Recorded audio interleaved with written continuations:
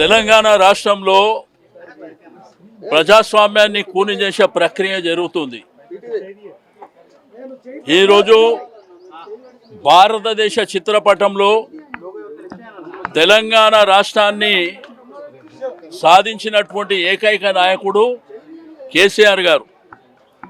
వచ్చినటువంటి రాష్ట్రాన్ని 10 సంవత్సరాల పాటు భారతదేశానికే ఒక ఆదర్శవంతమైనటువంటి రాష్ట్రంగా తీర్చిదిద్దినటువంటి కేసీఆర్ గారి పట్ల కాంగ్రెస్ ప్రభుత్వం ఇంత నీచాతి నీచంగా, కక్షపూరితంగా, దౌర్జన్యపూరితంగా తన వయసును కూడా పరిగణలోకి తీసుకోకుండా, చట్టాన్ని, కాన్స్టిట్యూషన్ను కూడా గౌరవించకుండా మరి ఈ విధంగా వారికి నోటీసులు ఇవ్వడం, నోటీసులు ఇచ్చిన తర్వాత వారు సిట్టుకు లెటర్ రాసిండ్రు. నేను ఇక్కడ నందినగర్లో ఉంటలేను, ఎర్రవల్లి వ్యవసాయ క్షేత్రంలో ఉంటున్నా, మీరు ఎప్పుడన్నా రావచ్చు అని చెప్పి చట్టాన్ని గౌరవించేటువంటి ఒక వ్యక్తిగా వారు చెప్పినారు. ఇక్కడ దొంగతనంగా ఈ ప్రాంతానికి వచ్చి అనవసరమైనటువంటి లేనిపోని సమస్యల్ని క్రియేట్ చేయడమే కాకుండా నోటీసు మళ్ళీ వచ్చి గోడకు అతికించేటువంటి వ్యవహారాన్ని చేశారు. అంటే ఉగ్రవాదులు లేకపోతే టెర్రరిస్టులు, రౌడీలకు ఏ విధంగా ట్రీట్మెంట్ జరుగుతుందో ఆ పద్ధతిలో గోడకు నోటీస్ అతికించడం, అంటే సుప్రీంకోర్టు డైరెక్షన్ని కూడా గౌరవించకుండా, లేదు మీరు ఇక్కడ నందినగర్కే రావాలని చెప్పి వారిని పిలవడం.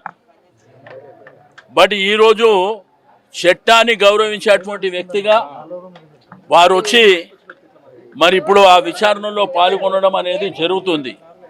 కానీ కాంగ్రెస్ ప్రభుత్వానికి ఇది మంచిది కాదు.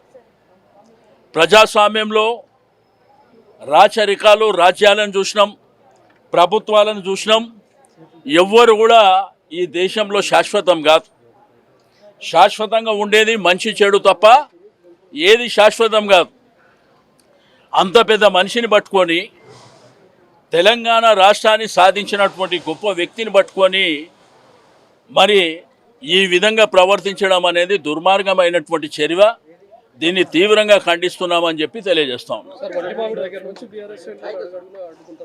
మీకు రాష్ట్ర వ్యాప్తంగా కూడా టీఆర్ఎస్ శ్రేణులే కాకుండా తెలంగాణని ప్రేమించేవాళ్ళు, కేసీఆర్ గారిని ప్రేమించేవాళ్ళు, మీకు ఇంటలెక్చువల్స్ కానివ్వండి, విద్యార్థులు కానివ్వండి, మేధావులు కానివ్వండి, ప్రతి ఒక్కరు కూడా రాష్ట్ర వ్యాప్తంగా ఈరోజు బాధపడుతున్నటువంటి సందర్భం.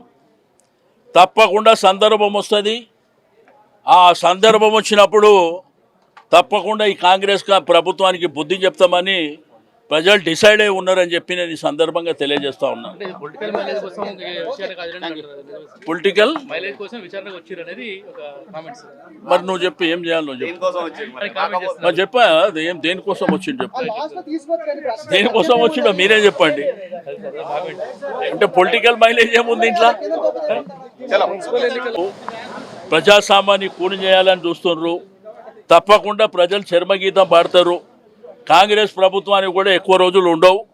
డెఫినెట్గా బుద్ధి చెప్పేటువంటి సందర్భం కూడా వాళ్ళు వెయిట్ చేస్తున్నారు ప్రజలందరూ కూడా. ఎందుకంటే రాష్ట్రంలో రైతాంగాన్ని, ప్రజల్ని, విద్యార్థులని, యువకులని, రాష్ట్రంలో ఉన్నటువంటి ప్రజానికానికి 10 సంవత్సరాలు సేవ చేయడమే కాదు, ఒక రాష్ట్రాన్ని సాధించిన ఆ మహనీయుడిని పట్టుకొని ఈ విధంగా ప్రవర్తిస్తారా అని చెప్పి ప్రజలలో ఆక్రోశం ఉంది. కానీ సందర్భం వచ్చినప్పుడు బయట పెడతారు. ఓన్లీ ఒకటే వెహికల్ అలో చేశారు చూడు.